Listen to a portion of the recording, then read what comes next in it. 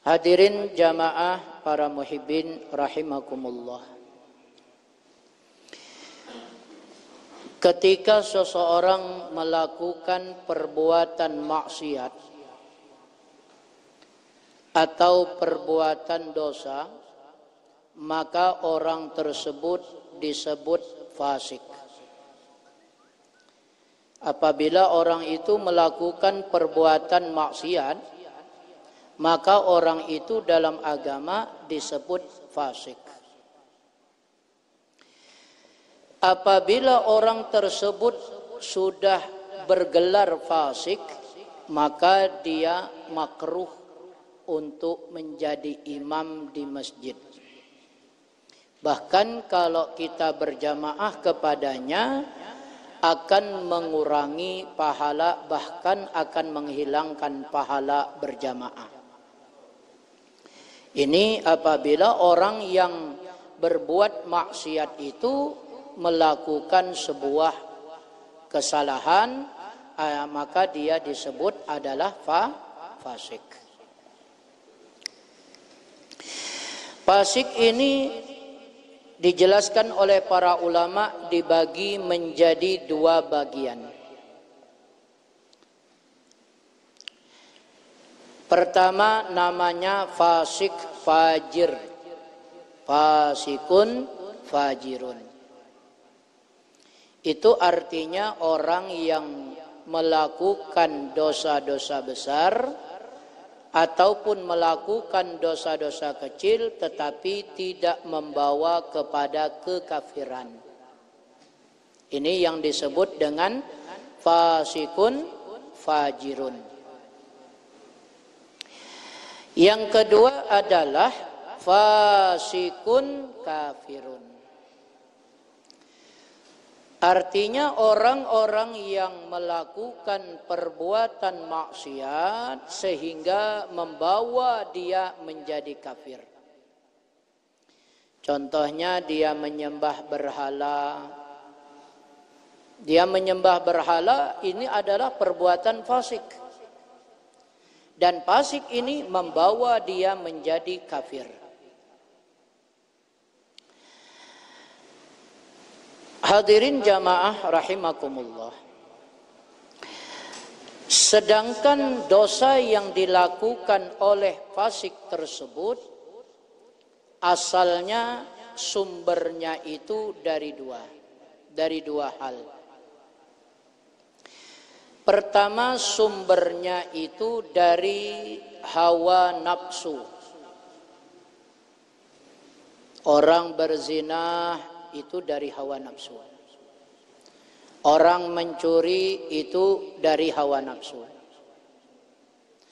Apabila orang melakukan perbuatan maksiat ini atau fasik ini dari sumber hawa nafsu, maka orang ini nanti ada kesempatan bertaubat. Artinya apa? Dia insya Allah akan bertaubat kepada Allah Subhanahu wa ta'ala.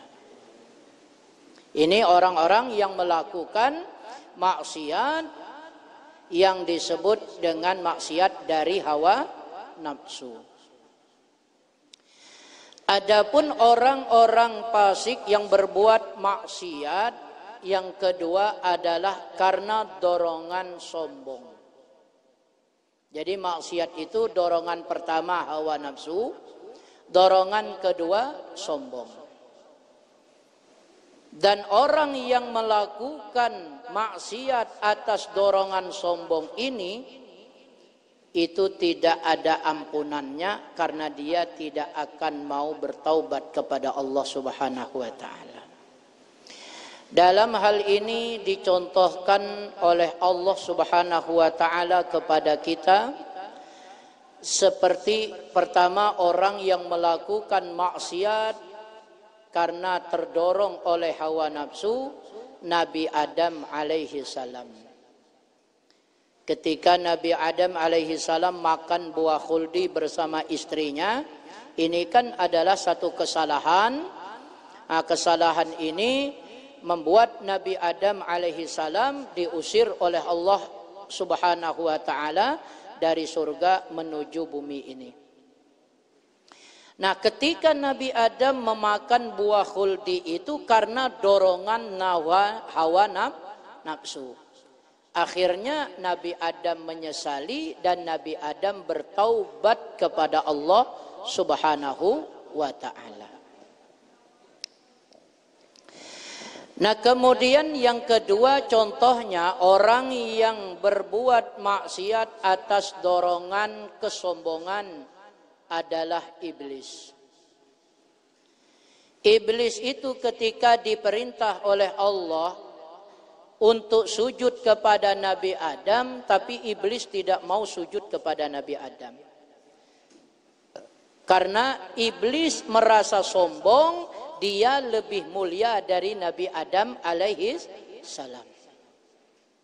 Sehingga sampai detik sekarang iblis tidak mau bertaubat kepada Allah Subhanahu wa ta'ala. Sampai sekarang iblis tidak mau bertaubat kepada Allah Subhanahu wa ta'ala. Bahkan pernah dalam satu riwayat iblis itu datang kepada Nabi Musa alaihi salam. Iblis mengatakan, "Wahai Musa, aku ini pengen bertaubat kepada Allah Subhanahu wa ta'ala. Apakah ada kesempatan aku untuk bertaubat kepada Allah?" Kata Nabi Musa, "Nanti aku tanya langsung sama Allah Subhanahu wa ta'ala." Nabi Musa senang. Iblis mau bertaubat. Apa yang tidak senang Nabi Musa? Betul tak? Lah kalau iblis sudah bertaubat, betul bir tidak laku lagi. Bir tidak laku lagi. Zina tidak laku lagi. Iblisnya didik. Benar. Jadi akhirnya udah, singkat cerita, ketika Nabi Musa munajat kepada Allah dan Nabi Musa bertanya, "Ya Allah, itu hambamu iblis mau bertobat kepadamu, apakah engkau masih menerima taubatnya?" Allah menjawab, "Wahai Musa, tidak bakal bertaubat itu iblis." Kenapa? Karena kesombongan. Nah, makanya hati-hati kalau kita melakukan kesalahan dengan dorongan kesombongan. Karena kita tidak akan mau bertaubat kepada Allah, kita tidak akan mau mengakui kesalahan kita. Ini permasalahannya. Akhirnya, tetapi dia sendiri mau bertaubat. Kata Nabi Musa alaihi salam, Allah katakan kepada iblis, kepada Nabi Musa, "Wahai Musa, katakan kepada iblis, aku terima taubatnya. Tapi satu syarat. Dia harus datang ke kubur Nabi Adam dan dia sujud di kubur Nabi Adam." Ketika bertemu Nabi Musa dengan iblis, bagaimana Nabi Musa? Bisa tak kau bertaubat? Bisa, kata Nabi Musa, ada kesempatan. Ada kesempatan untuk bertaubat. Bagaimana caranya? Engkau harus datang ke kubur Nabi Adam dan engkau harus sujud di kubur Nabi Adam. Apa kata iblis? Nyagi hidup, kok enggak sujud? Apa gila mati macam mana? Itu kalau orang sombong begitu. Jadi apabila orang melakukan sebuah kesalahan atau kemaksiatan, apabila bersumber dari sombong, maka orang itu sampai akhir hayatnya tidak akan bertaubat kepada Allah. Dan karena apa? Karena dia tidak merasakan itu adalah kemaksiatan. Makanya kita berlindung dengan yang terakhir ini. Mungkin kita dulu pernah berbuat maksiat. Sekarang kita sudah ikut majelis, kita sadar semua maksiat yang kita lakukan itu sebuah dosa besar, dosa yang membuat kita celaka, maka kita bertaubat kepada Allah Subhanahu wa ta'ala. Hadirin jamaah rahimakumullah. Bagaimana cara kita bertaubat kepada Allah Subhanahu wa ta'ala? Para ulama-ulama menjelaskan kepada kita cara bertaubat kepada Allah Subhanahu wa ta'ala itu ada dua hal. Pertama, dosa yang berhubungan dengan Allah. Cara bertaubatnya dengan tiga cara. Pertama, menyesali. Apa yang kita lakukan itu kita sesalkan. Kita sesali apa yang telah kita lakukan. Cara yang kemudian yang kedua adalah kita berhenti dari maksiat tersebut. Jangan lagi melakukan maksiat tersebut. Tapi kalau lagi ngulang lah, berarti itu ngolok-ngolok Allah Subhanahu wa taala. Kemudian yang ketiga, tidak ada mau lagi kembali untuk berbuat maksiat. Jadi cita-cita tidak akan mau lagi berbuat maksiat tersebut. Ini apabila maksiat atau dosa yang kita lakukan berhubungan dengan Allah Subhanahu wa taala. Seperti orang berzina. Nah, seperti itu caranya. Orang atau misalnya orang yang riba dan sebagainya. Seperti itu caranya. Adapun kalau dosanya yang berhubungan dengan manusia atau makhluk, itu harus dengan 4 cara. Pertama, kita menyesali atas dosa yang kita lakukan. Kita menyesali apa yang telah kita lakukan itu semua adalah dosa besar.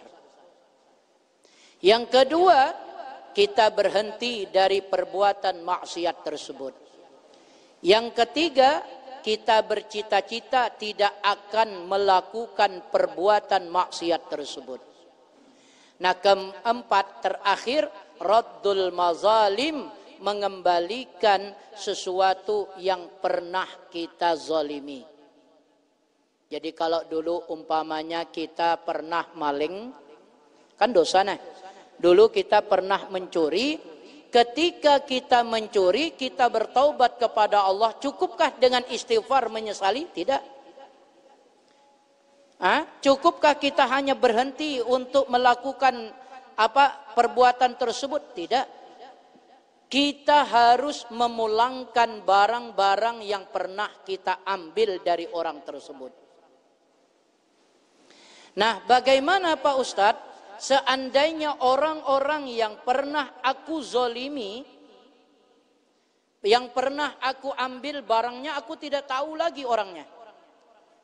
Apakahnya itu sudah meninggal? Pokoknya intinya saking banyaknya maleknya, dia tahu lagi punya siapa. Cuma pakai asasako. Mana yang asasako itu? Pulangkan. Datang ke rumahnya. Dia bisa sekedar hanya, Mang minta maaf, kalau ada salah. Dia bisa.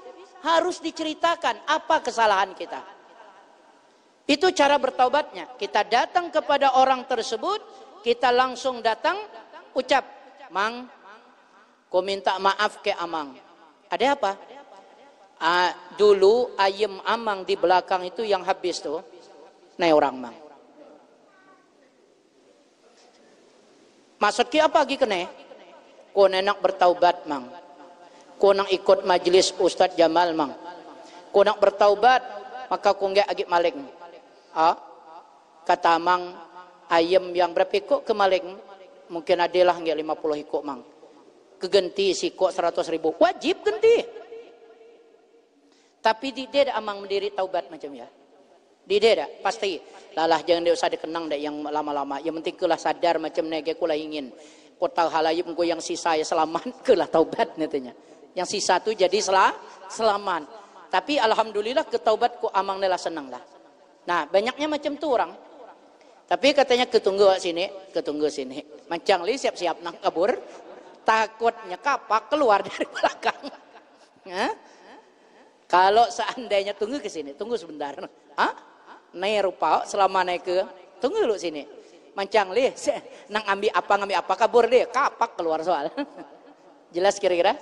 Jadi itu kita bertaubat kepada Allah Subhanahu wa taala. Dia bisa hanya segera kita minta ridho apa yang telah digawi, dia bisa.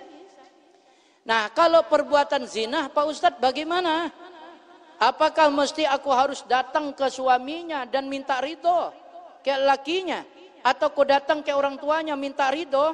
Entah komang. Minta ridho ke lakinya, buko tinggal pihak dua badan. Babak bingkas kita.